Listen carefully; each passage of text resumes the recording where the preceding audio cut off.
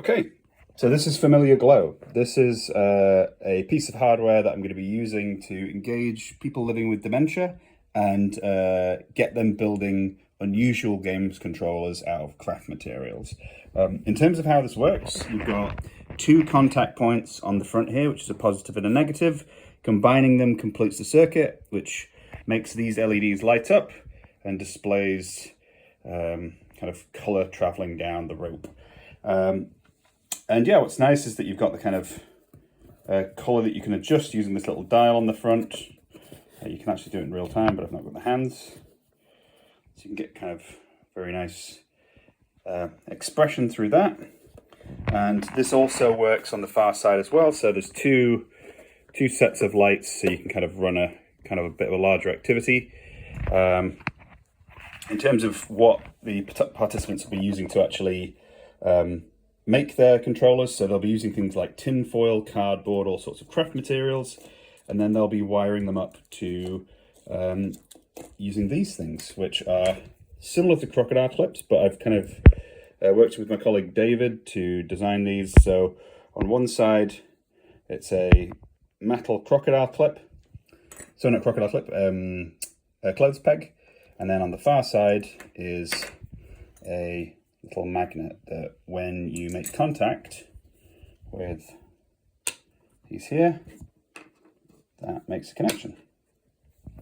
And you can see here that I've got this little critter that was connected up with these little pegs onto another peg actually. And when I open and close the mouth, the fish illuminates the rope.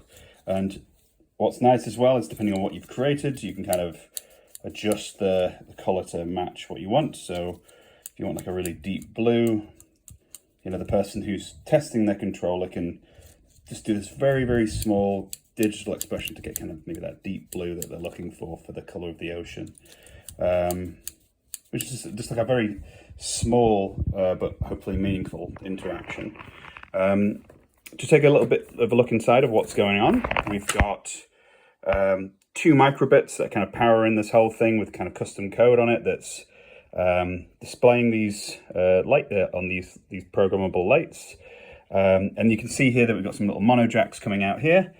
These connect to these little extenders out here that, again, to keep things really simple, people participating only have to connect to these two contact points with the thing that they've created.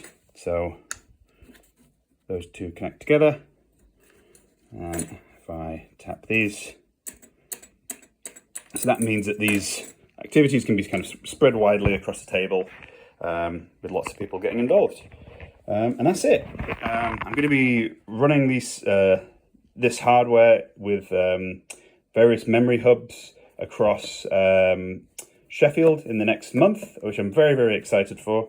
And yeah, if you have any interest in giving this a go, as well as the various installations I'll be showing, please do not hesitate to get in touch. Yeah, thanks.